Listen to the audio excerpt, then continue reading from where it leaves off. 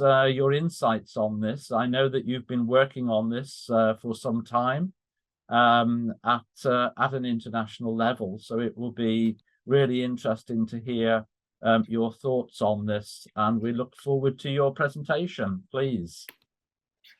Okay, thank you very much for this generous introduction, and I will simply try to share the screen, and I hope, do you see the PowerPoint slides? Okay, very well.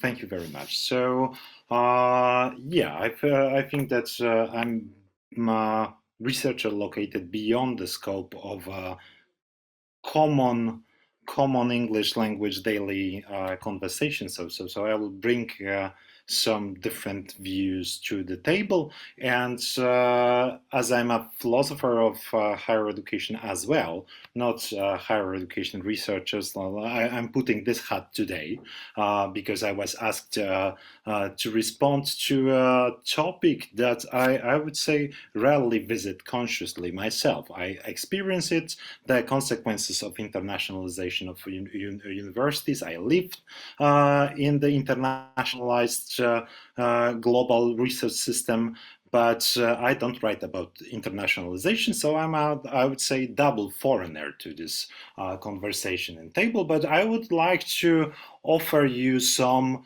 food for thoughts, which will be a little bit, I guess, less dialectical in approach than was the presentation by Thomas, who emphasized both the advantages and disadvantages of different aspects of what I would try to frame today as kind of a one-sided internationalization. I mean, as a philosopher of higher education, I always start from asking about the questions, and the organizers of these events were generous enough to fill the title of my talk with them. So I always ask, what is the internationalization of universities? And when we approach this this phenomenon, we always need to ask, who initiate the processes, by what means, under which circumstances, and to what ends? And only in this context, understanding the different modalities of internationalization, we can speak about or unpack the questions of the concepts of the public good and the common good, which are also far from being universal like concepts. And important questions regarding the public good are not only the questions about their ontological structure, the ontology that this question, these concepts impose on the issue of internationalization of universities, but also whose goods are they, and what are their boundaries, and how do they operate in the general discourses about higher education. So I will start my talk from addressing the issue of internationalization, and entering the new areas is always pleasant, because I used this this picture because it was available on stock, and now it changed its meanings, because it's now it depicts the idea of internationalization as if the whole world of higher education would be spinning around the Radcliffe camera in Oxford, and that was a nice new development of the old picture getting a different context. So you are all well aware of the classical definitions of internationalizations, and they are here because they must be a starting point of any discussion of internationalization. So both the discourse and the practice of internationalization of higher education, like starting from the beginning of the 21st century, was framed as a process where the national sector-like or institutional levels were filled with new dimension, the dimension that will integrate in their purposes, functions, and delivery of higher education, the international, intercultural, and global component. But the debates on internationalization of universities in the Anglophone world and outside of it were filled with different controversies, and questions were asked about the diverse cultural characteristics of internationalizations and the cultural load that comes with the process itself. And I would say one of the greatest contributions to this debate was recent article by Shin-Su on the various definitions of higher education internationalization that can be found in the Chinese literature. And it's not only because Shin allowed us to address linguistically rarely visited loads of literature, but rather because of her conceptual approach that researchers in China contribute to this debate. So one-sidedness of internationalization in higher education, I mean that it usually is initiated, steered, and benefited from one pole of the globe mainly. Of course, this is undialectical approach. The process benefits it all sides, but to a different varying degrees. So one-sidedness is a common object of complaints in the literature. But of course, what it's found in this, like in this little piece by Shin-Su, is the different ideas and approaches to how the internationalization of universities could be steered. I mean, it could be driven by competition between the countries, and it is often presented as such, or as a process that is calculated to strengthen the cooperation between the communities, nations, and the whole humanity. So which is in the current geopolitical atmosphere, it is not a surprising fact that Chinese researchers complain a lot on the prevalent use of the Western definitions of the process that do not fit the Chinese context. And these cultural mismatches are all over the debates on higher education core concepts and process. But what we find in the Chinese literature is a different idea that comes from this recognition of mechanisms of domination and one-sidedness. What various Chinese researchers demand is to find a way of internationalization that would contribute to establishing a harmony without conformity. I would say to keep the beneficial side of the general global connection that the processes of internationalization of universities brought, but to get rid of internal powers, structures that simply introduce inequality in benefiting from already produced pool of benefits. We can discuss, of course, the political side of this narrative, whether it is instrumental to general aim of struggle for hegemony over the globe by the Chinese Communist Party, but this is outside of equation when we want to understand the difference between the internationalization of universities done for the public good or for the common good. I think that the concepts, no matter what is our politics, the concepts of the harmony without conformity will stay with us until the end of this presentation for sure. So to add this, to understand the problematics of internationalization, we need to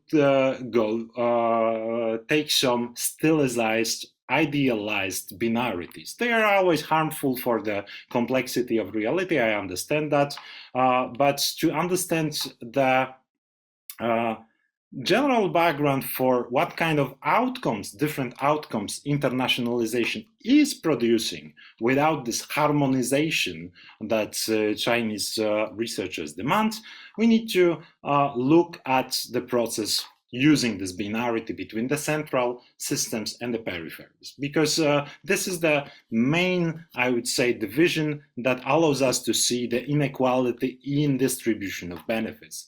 And they are like obvious when we see at the financial level, when the central countries, usually Anglophone, gain financially from the engaging in this process, and the peripheral context usually need to financially support all the internationalization oriented activities by their own budgets. There are nearly no gain. Within the curricula, at the curriculum level, we see that on the one side we have much broader, diverse curriculum that benefits from this process of globalization. And the other side, in the peripheries, we face usually the process of overlooking the local needs in order to catch up with the general global debates. They are given less importance.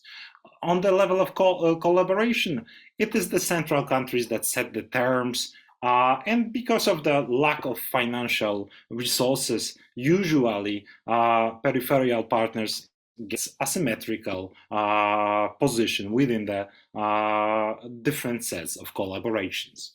There is also the idea of cultural diversity, which when central systems engage in a broad, really broad, idealized terms, engage in the internationalization activities, they can simply get the whole richness, cultural richness from the global pool, while internationalization at the peripheral countries, I consider Poland one of such countries, usually gets a very limited exposure to cultural diversity, serving usually to build up our regional exchanges.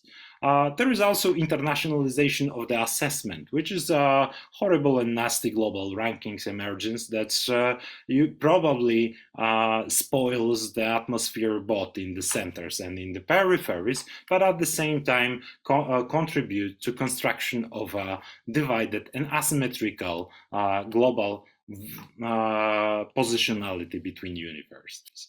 The same goes with the policy, setting the policy of internationalization, where peripheral countries are usually the borrowers of a policy templates, not their initiators. Interesting thing is the issue of linguistic aspect of internationalization, which was really nicely presented by Thomas, and it's much more dialectical, as I said, than this simple opposition. But I would say this is one aspect where peripheral condition comes with a lot of benefits. I mean, the benefits of operating in multilinguality, which sometimes gets undermined by the imperatives to communicate in the global language. And finally, the issue of mobility and talents. The mobility is an opportunity for the participants of central systems, and imposed and limited obligation when one wants to internationalize universities in the peripheries. The same goes with the famous issue of a brain drain and brain gain. So when we have this divided effects of internationalization of universities, which are which present this very process as far from being beneficial for all, no matter how much benefits goes to the side of the peripheries. We need to look for ways how to overcome this sometimes market-imposed problems, because as you are much well aware than me, what does it mean to make money out of internationalization activities at the university? And sometimes financial impulses and imperatives dominates over the process and produce various negative outcomes. So usually we try to get some hope from the concepts like the public good and the common goods. And I would argue now that these two concepts imply different ontologies and allows us to see internationalization differently. I would say not only differently from how it is enacted, but also differently from each other. Like these are not the equally useful concepts, and I will simply argue in favor of one of them. So the public good usually is used as a regulatory idea for a given community or a nation state. And it involves principles that would allow to unify some kind, connect citizens of a given nation state with the state as a general enterprise, I would say, prioritizing usually collective interest, but within this nationally understood whole. The public good serves as a reference point for inclusion. Like if we want to contribute to the public goods, we need to, or participate in the public goods, we need to fulfill certain kind of criteria for being included in this kind of nation-bounded idea of the public good.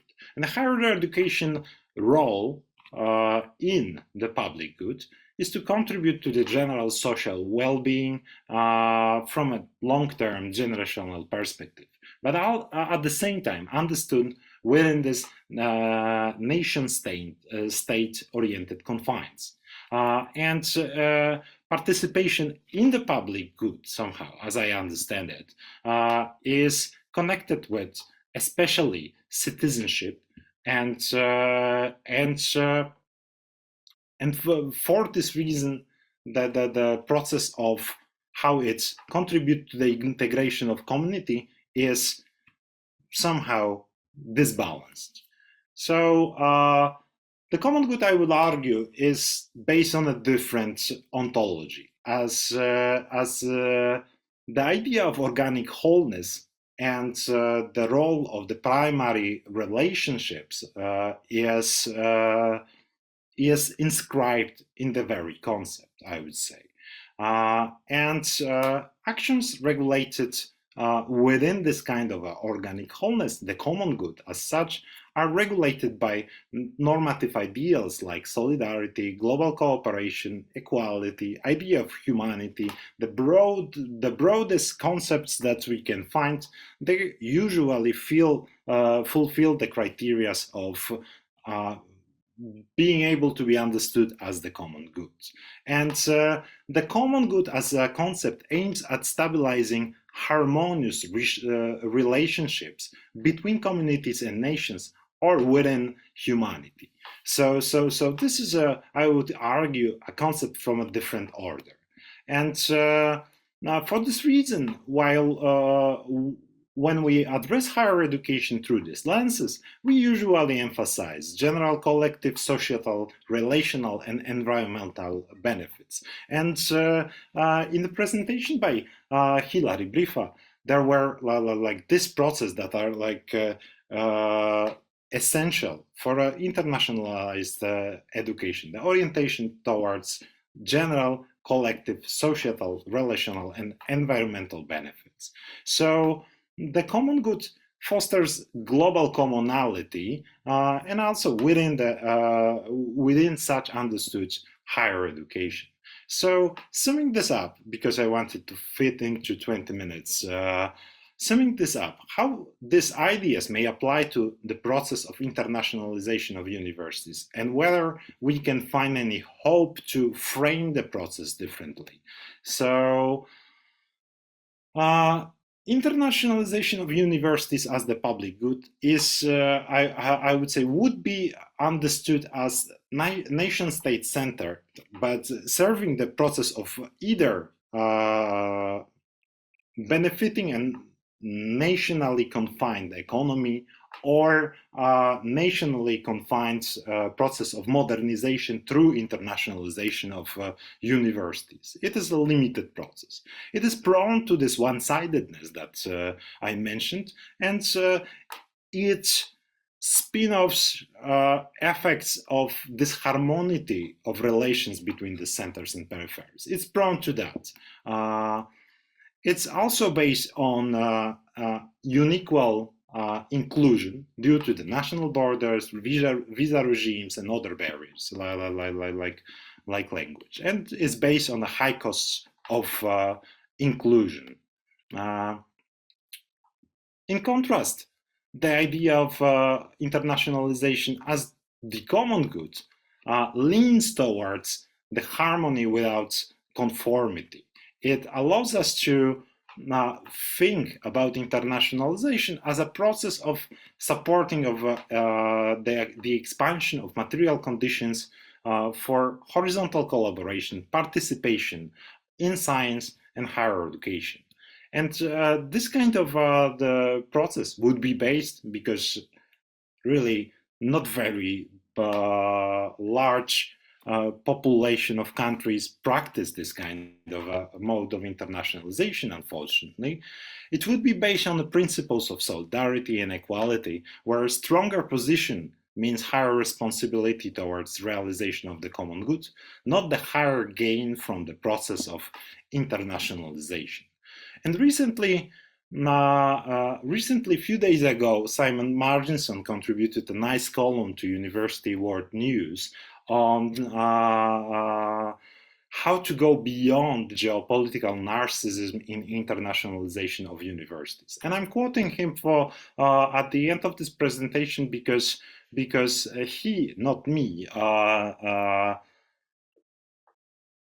is a part of Anglophone world, and I would say I don't feel entitled to teach anybody about where to start within their own culture to produce something that we would all benefit from. But he said that conscious and active rejection of Western superiority and coloniality is a starting point for any internationalization of universities for the common good. But once again, I would say that finishing here on this line and looking forward to some kind of a discussion, I hope, I would say that there's a lot to be done if we want to achieve this ideal state of harmony without conformity. Thank you very much. Thank you, Krystian. Thank you very much for a splendid introduction, and to say that your philosophical background is well recognized through that talk, and I personally appreciate that very much.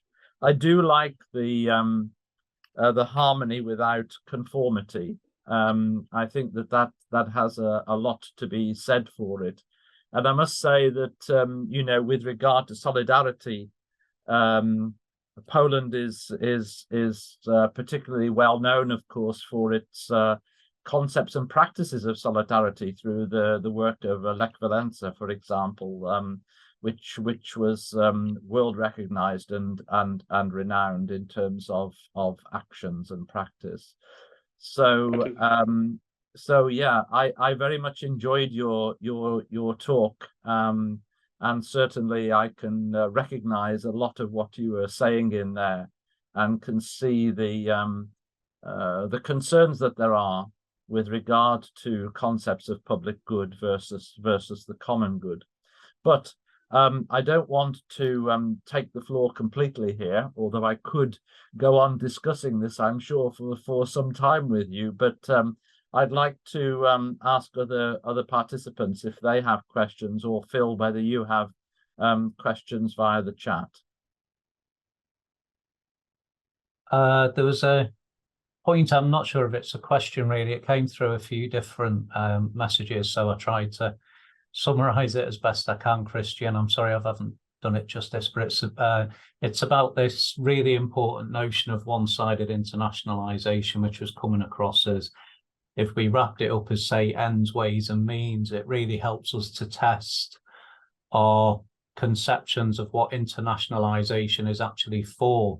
And I think it really helped us to almost hold a mirror up and really ask ourselves that question. You know, it's certainly not a simplistic thing. And some of the speakers this morning clearly seeking to make the world a better place. And, you know, what you presented there, it helps us to now wonder how internationalisation is differently conceived. We might automatically assume that it's benign or a force for good, and you know, from some quarters perhaps not.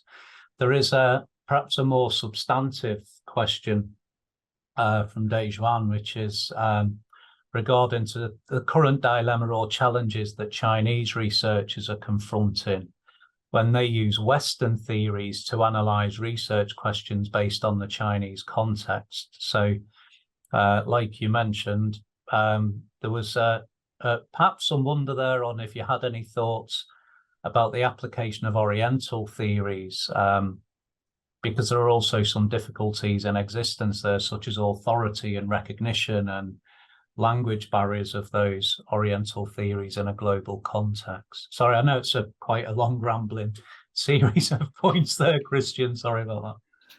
Okay, I will address this, I would say, 3 points. I will start with referring back shortly to what Don said and actualizing it a bit. I would say if Poland was well known for its solidarity in the 80s, recently, in the context of internationalization of its own universities, got also regionally well known for hosting an enormous number of Ukrainian and Belarusian students that who fled their countries due to war. And I would say this is a kind of a because usually I'm really critical of my own country, but this is one positive aspect that emerged over the last few years, that this is a kind of exemplary mode of internationalization without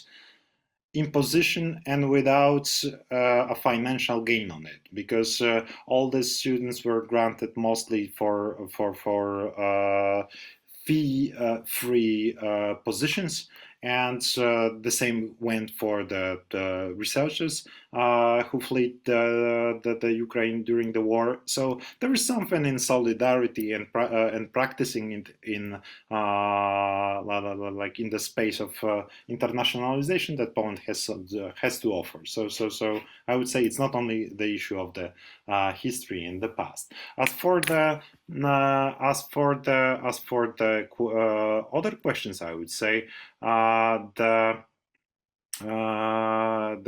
question by Philip Moffat or comment that the difference between what the internationalization is and what it is for, and I would say this is a really useful binary to understand what is going on. And we higher education researchers, I would say, as a member of Philosophy and Theory Higher Education Society, established by probably a person well known to you, Ron Barnett, I'm really convinced that we as researchers shall more often ask philosophical questions, and this one by Philip Moffat is kind of useful question. And